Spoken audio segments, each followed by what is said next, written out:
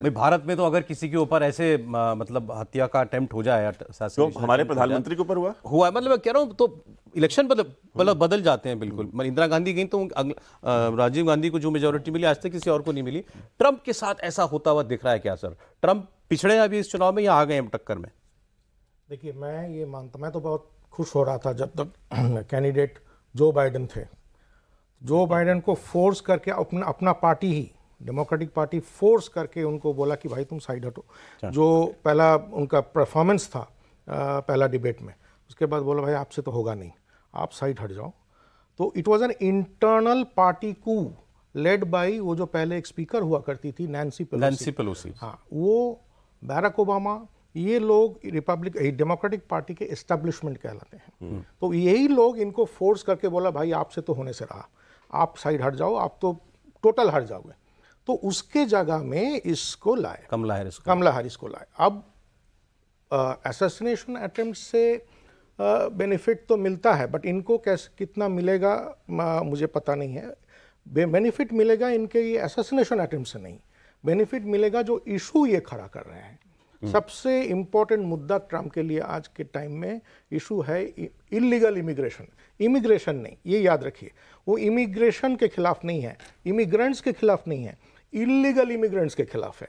जैसा करके लोग घुस रहे हैं बॉर्डर से, इसीलिए तो बॉर्डर जार नाम रखा था वो कमला हैरिस के खिलाफ, क्योंकि वो चाहते हैं कि ये जो इलीगल इमिग्रेंट्स आ रहे हैं ये लोग वोट को प्रभावित करें, और जो ऑलरेडी जो हिस्पैनिक्स अमेरिका में बसे हुए हैं वो भी चाहते हैं, क्योंकि वो मेक्सिको के ही हैं, अपने ही कम्युनिटी के हैं, तो चाहते हैं कि ये लोग जो है। तो इसका क्या है, ये होने से there will be total demographic change in America.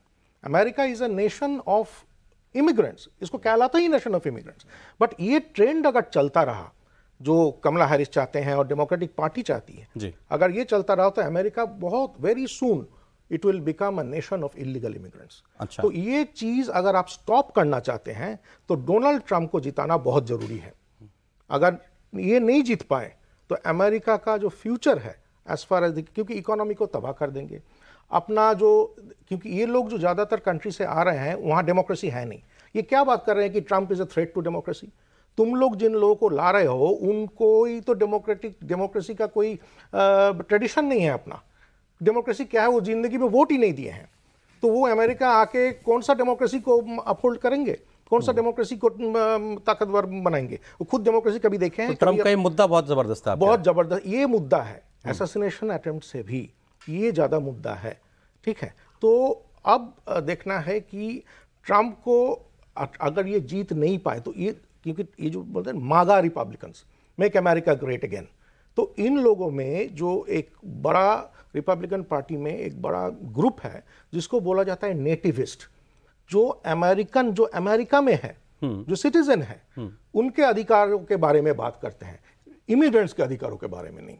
जो पहले भी हुआ करते थे, जब आयरिश आए थे 19th सेंचुरी के बिगिनिंग में, तो उन लोगों के खिलाफ भी नेटिविस्ट आए थे, वो फर्स्ट टाइम आए थे।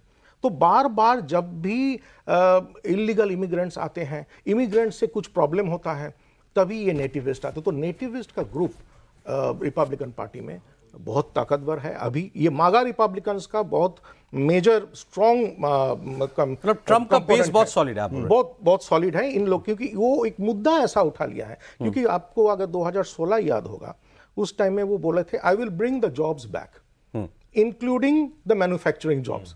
हालांकि हम जब खुद शेवरोले कार खरीद रहे थे, हमको पता था कि ये तो एक दिन कंपनी वापस जाएगा, बंद करेगा, ठीक है, बंद कर देगा, ठीक है। बट वहाँ हम आइडियोलॉजी को पहले रखे, ट्रंप साहब को पहले रखे, और ये जानते हुए भी हम उस कार को खरीदे। आज वो अब इस बार कह रहे हैं आई बिल्ड द वॉल, वो वॉल मेक्सिको के साथ मैं दीवार बनाऊंगा जी। वो वॉल जरूरी है। वो वॉल को बनाने में सबसे बड़ा जो ऑब्स्टिकल था वो नैन्सी पेलोसी, ठीक है, जो स्पीकर थी, जो वो बोला हम पैसा नहीं देंगे, ठीक है।